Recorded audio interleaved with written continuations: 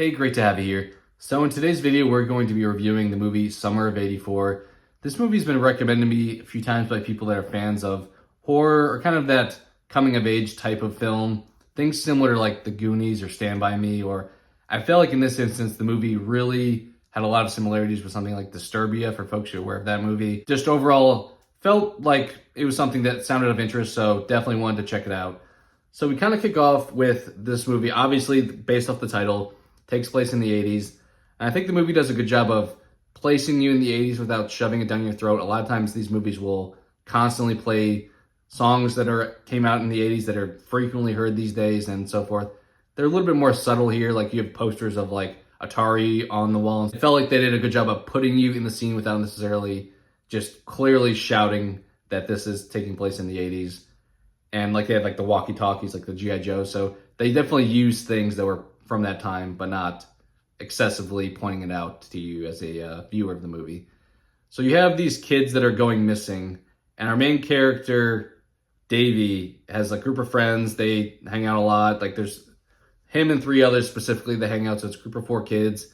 They like play manhunt outside, which I remember as a kid doing that. I think I played it a little bit differently. Theirs is more like flashlight taggy. Mine was more like actually having to catch the person, but either way, super relatable thing growing up as a kid outside playing with your friends, especially like at that point in time, even when it was getting late. That's probably how you can date this movie too. You can tell kids these days should not be allowed to run outside when it's dark or even like around like midnight, like a lot of these kids are. So I know some of the kids' parents are a little bit less present in their lives, but it feels like it's a lot more common to just allow this in this movie. Whereas today, I don't think that would fly for a lot of parents. That's kind of the backdrop of the movie. You have these teenagers going missing at the time, and Davey, the main character, is kind of obsessed with news articles of just unusual phenomenon, like he has like a Bigfoot thing and so forth. So he's really into the whole what's going on and trying to be a detective almost. I think his dad may work for a station too, so he has a little bit of that passed down to him. And he's trying to figure out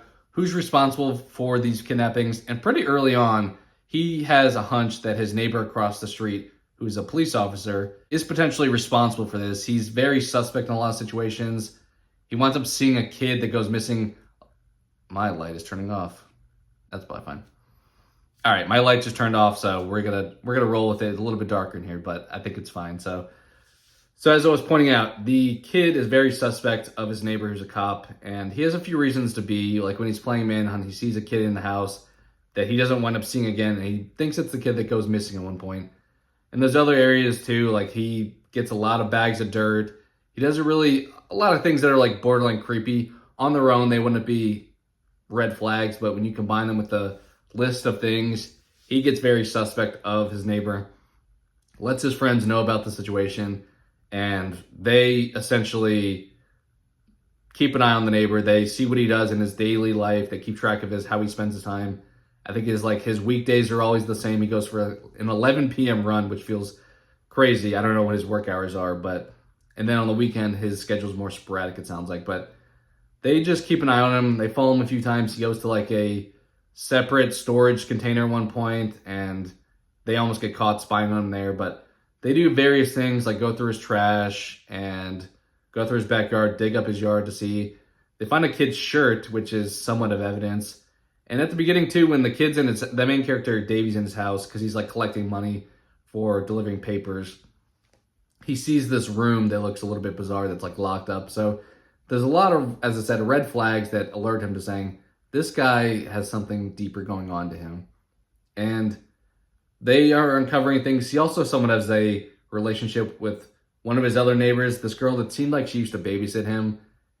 She's going away to college, but they're like growing tight during this movie, and his friends kind of joke at one point. They're like, there's no way she's actually into you. And then she like admits it, and they're like starstruck about the situation. So kind of funny having that like relationship coming of age situation too for the main character. And then when you get enough of that evidence, when they get like the t-shirt and so forth, he presents it to his parents finally and says, hey, this is enough. I'm going to share this with them now because this is believable. When he tells his parents, his dad specifically like snaps on him saying like, there's no way. We lived next to this guy for so many years. He's a great guy. I feel like maybe this is a little unrealistic. I feel like at that point, typically you'd have his dad be like, leave it alone. Don't mess with it any further. Just stop doing this. But instead of doing that, he pushes it one step further and says, son, we're going to go across the street and we are going to tell him that you think this and apologize for all the snooping you've done and all the stuff you've done to him. So that was a little bit excessive. Like, I don't know many parents who would, I mean, I get he's trying to teach him a lesson and ultimately ground him for the summer, but he kind of openly admits to his neighbor that his kid has done something wrong, which, okay, I guess that's fine that he wanted doing that. The neighbor plays it off very heavily, like he's like, oh, it's not a big deal. I totally get it. No worries. And then the kid asks about the person that he saw in the house. He's like, oh, that's my nephew. I'll give him a call if you like. And it's definitely one of those things where I fully expected this to be the case where, like, oh, if you call him on the bluff, he's going to be screwed. But they don't. His dad's like, no, you don't have to do that type of thing. So they leave. He gets grounded. He's not supposed to be hanging out with his friends. But his parents are very frequently gone over the next handful of days. Like, the girl comes over one point and she sneaks in and out the window. And then his friends are still there too at one point. And it all kind of culminates in there's an event that's going on. It seems at the local part of town that most people are going to, his parents are going to. He kind of pretends like he wants to go, but he wants to, like, look at the guy's house one final time. So his parents go, and then his friends are kind of stationed throughout. Like, there's one at the event, there's one at a bus stop. And then his best friend is supposed to be outside, but his best friend's like, no, I'm going in with you. I'm not going to leave you in there alone. So they go over there, and they go in. The girl joins them as well. They ultimately go into that room, and it turns out the cop is kind of recreating his childhood room, it seems like. Like, he has his childhood memorabilia in there, and he's been kidnapping kids and, like, pretending they were part of his family or something along those lines. They find a kid who's, like, in a bathtub, then they see the kid who's recently been kidnapped. We had a scene earlier where that kid got kidnapped. They ultimately let him out and go to the station to report the situation. And everyone believes him this time because they brought a camera recorder with them. They filmed everything, so they have full evidence of this. Somehow everybody's there except for the guy that they're accusing. I don't know why they wouldn't have had him there too. Maybe because they didn't want him to hear this news, but everyone's in the room except for the neighbor police officer. Like, every other cop, all the parents, like, everyone's there. And then they believe him. They're like, we're gonna go get this guy. They go to his house. Obviously, he's not there. He is skipped town, they presume. Like, he's not there anymore. And they then go to sleep for the night. And the best friend spends the night as well. So you have the two kids sleeping there. And then we fast forward a little bit to the evening, and the attic door comes down. And sure enough, the guy was hiding in Davy's attic. So he comes down. I don't really know. Here's the part where I lose a little bit of belief in the movie. And once again, it's a movie. You're not supposed to buy everything, maybe. But he kidnaps both kids. I don't know how he wouldn't have gotten, like, one, and then the other one would have woken up. But he gets both kids. And I would have thought there would have been, like, police detail outside his neighbor's house, his house.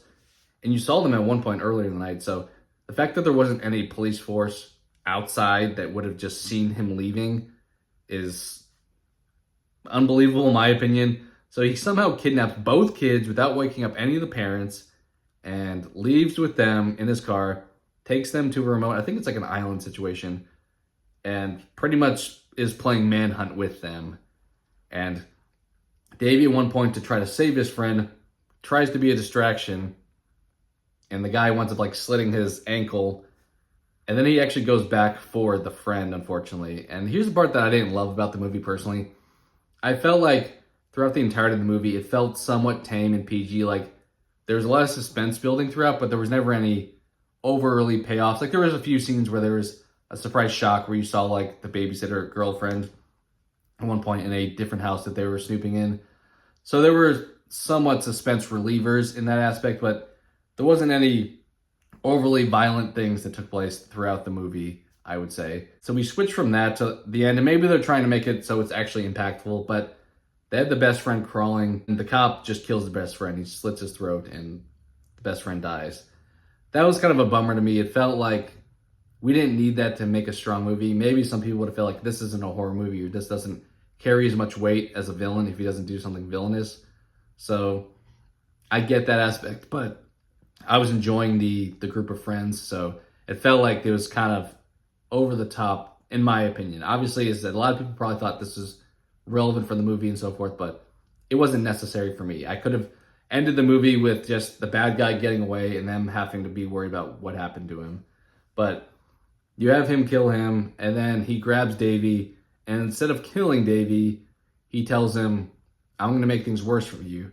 I'm going to escape, I'm going to leave you, and you're going to spend the rest of your life looking over your shoulder, waiting for potentially the time that I would strike. And I'm going to at some point, you're just never going to know. So it's kind of leaving him with that inevitable forever like dread of, is this going to be the day? So playing a little bit of mind games with him there. I don't know. I mean, maybe he can easily kidnap him in the future because he was able to somehow escape the house with two people. So maybe it's realistic that he would at some point in the future catch him. But you kind of just fast forward the kid delivering papers and just talking about concluding the movie with like, you never know, even your neighbor could be a serial killer. So overall, I like the vibe of the movie. I'm kind of a sucker for the coming of age, especially like 80s nostalgia type thing. I wasn't like living in the 80s, but I feel like I can appreciate that inclusion and doing kind of the kids riding bikes type thing and playing like Manhunt, as I said, is a fun environment to be in, including that with a little bit of horror aspect. It feels like that's kind of in my wheelhouse as far as enjoyability. I will probably, if I'm giving this movie a rating, and I've only watched this one time, I just watched it yesterday, so keeping that in mind that anytime I'm giving a review, I feel like, in my viewpoint, people's opinions are subject to change, so it's possible upon rewatch, I may like it more or less or so forth. So as of right now, I would put Summer of 84 at a 6 out of 10. I know that may seem lowish for something that I enjoyed a lot of the movie. It felt like, though, the ending specifically for me, having the friend die was something I was like, I may subtract a point or two because of that experience. And maybe for a lot of people that they don't care about that part of it, but it felt like I liked that kind of core knit group.